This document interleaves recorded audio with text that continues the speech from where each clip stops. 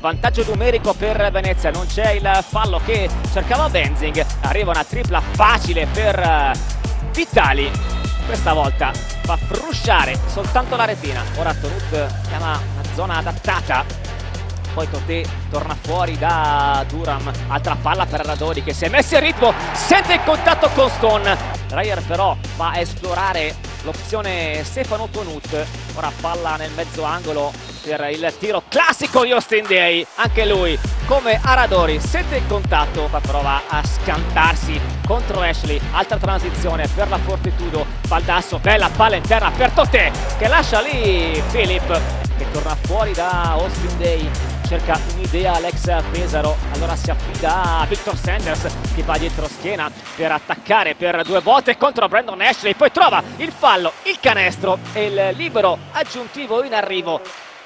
Ora è tornato Duram però per la Fortitudo, bella palla per Mancinelli, extra pass forse esagerato per Kudusman, ora palla che va invece a pescare Geoffrey Grossel, però va sul primo ferro, può provare a correre, ad accelerare la F con Duram, bello scarico in angolo per Mancinelli che si alza ancora, altra tripla a segno per Stefano Mancinelli. Ecco il blocco di Watt, Di Nicolao riapre per Austin Day che finta il passaggio contro Mancinelli, palla che schizza in mano a De Nicolao che lascia lì due difensori e poi riesce a trovare un varco per arrivare fino al canestro.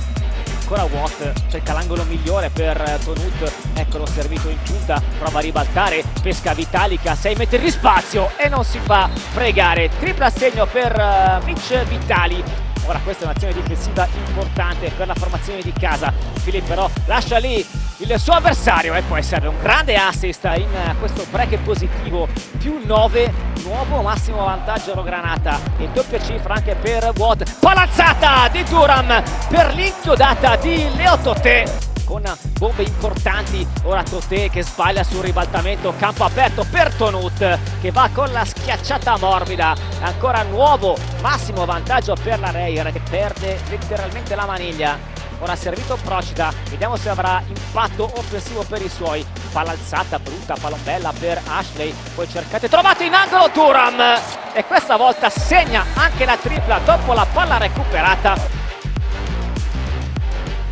Di Nicolao perfeziona il recupero, scarico per Vitali che si alza in transizione con una tripla importantissima, non segnato ancora per il numero 7 che gioca sul blocco, ribaltamento per Aradori, palla in angolo per Procida che si spazia, tripla segno con il fallo di Victor Sanders, quarto per l'ex Trento. Poi Tonut frena, serve ancora Watt, a centro area si fa spazio contro Grossel che non vuole spendere il fallo, opzione presa in solitaria, ora Duram per Procida la virata contro Tonut, bello scarico per Grossel che va a inchiodare e a sfogare un po' di rabbia. Il risultato finale direi sul 77-91, allora Venezia sbanca il Paladozza con un grande break costruito nel terzo quarto.